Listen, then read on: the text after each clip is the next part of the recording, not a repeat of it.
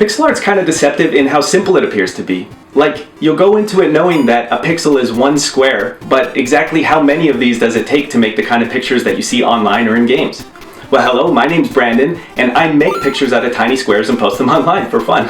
And in this video, I just wanted to give you some points of reference if you're starting pixel art, how to choose a canvas size or a character size. So let's just roll the credits and get right into it.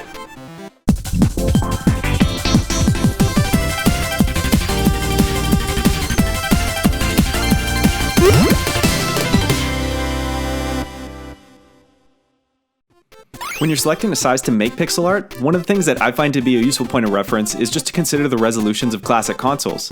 Often there's a look from a certain game or maybe just a single component like a character sprite or a portrait style that provides some sort of clue for what size or style you want to attempt in your own work. So rather than rattling off all the resolutions here, I think it's best just to go through each with some examples to see these canvas sizes in action. Okay, first up's the Nintendo Game Boy and the Sega Game Gear, which I've grouped together because both had the same resolution of 160 by 144 pixels. In the case of the Game Boy, they only had 4 shades of color to work with, but they're still able to pull off iconic looking games like the Pokemon series. I mean, just look at the computer that's on the desk there. It's only 16 pixels tall, but it's got a monitor with text, there's a keyboard with like a dozen keys, there's a tower, and there's a mouse that has a left and a right click on it. That's the kind of simplicity that's important to learn when you're starting pixel art. You kind of want to program your brain into learning how to scale down these kinds of details, and small canvas size is a key part of that. I've actually been using this exact size in some of my own recent work, and having a blast because it's the low resolution that brings a challenge that's kind of fun to figure out and work within. Moving up from there is the Game Boy Advance at a resolution of 240 by 160 pixels, which again is another versatile size for stylized pixel art.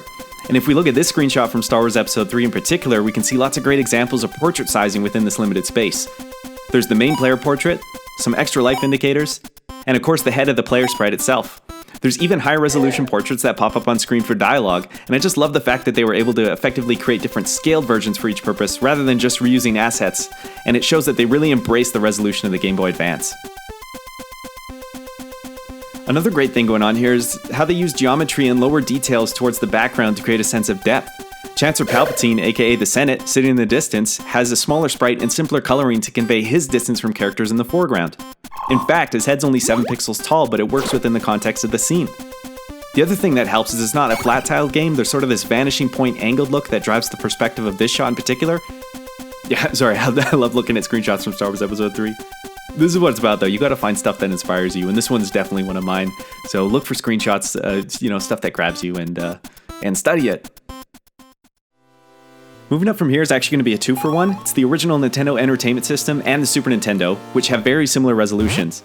Both have a width of 256 pixels, but the height of the NES is 240 compared to 224 of the Super Nintendo. That's right, the Super Nintendo is actually a slightly smaller resolution compared to the NES. Any graphical superiority it has is not based on resolution, it's based on color count.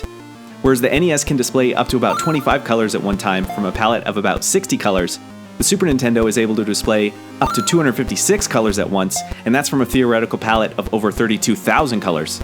That's not to say that more colors will always make your art better though, and there is a charm to the simpler look that is certainly worth exploring. I guess the main takeaway here is just that a resolution in the 200s is a solid pixel art look that allows for a lot of freedom of style and level of polish that you want to give it. Lastly, we've got the Sega Genesis at a size of 320 by 224 pixels. There's not much to say here because it's pretty much just a wider version of the Super Nintendo resolution we already looked at, but even in the screenshot from Ristar, or Rystar, I don't know how it's pronounced. Actually, let's go with Rystar. He's a star, he rises, I guess. Rystar. So here, there's great examples of environmental details and background landscapes at this resolution. Also, I just love the color palette for this game. There's vibrant greens and purple shadows of the main elements to the pastel-y pinks and blues of the background. If you've already spotted the detail in the bottom left corner, you know I have to mention that fantastic little 16 pixel tall icon of the character. It's such a nice reduction from his main sprite. And this brings up another good topic, which is sizing of pixel art character sprites in general. How large should you make them, and what level of detail can you achieve based on character size? So let's take a look at some examples. So here I've pulled a bunch of examples that we might be familiar with, just to look at what kinds of pixel heights are typically used for character sprites.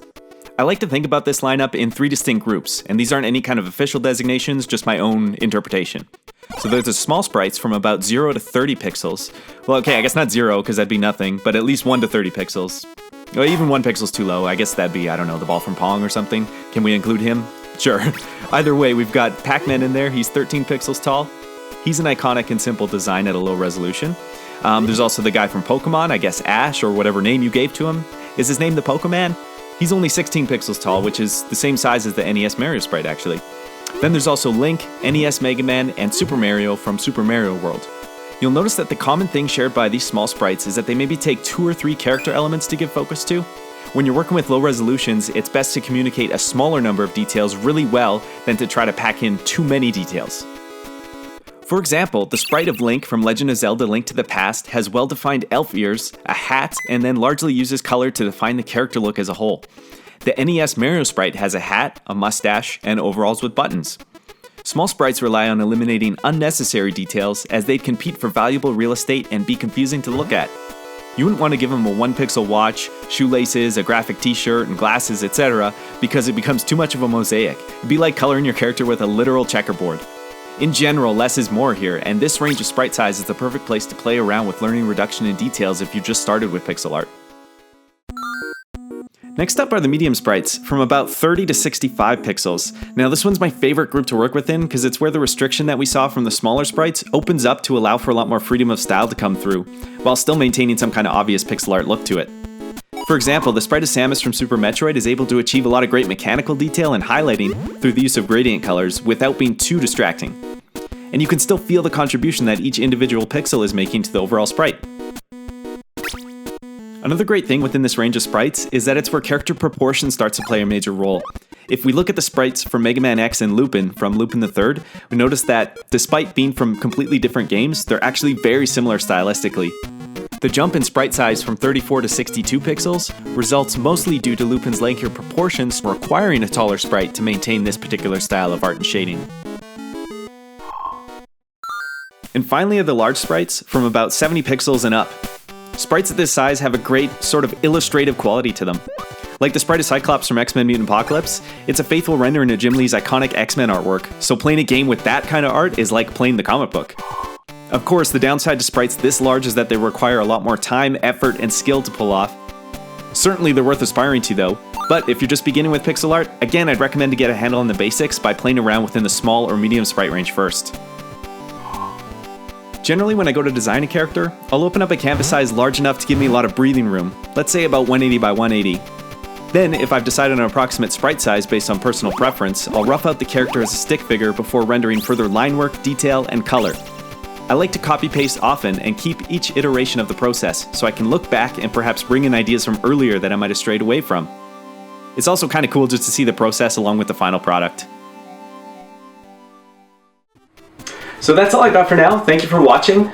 I know that was a bit more of an information blast than a tutorial necessarily, but I hope it gave you some things to think about, especially if you're starting pixel art and just getting some ideas of where to begin. So thanks again for watching. Take care and keep it square. Is that a cheesy tagline?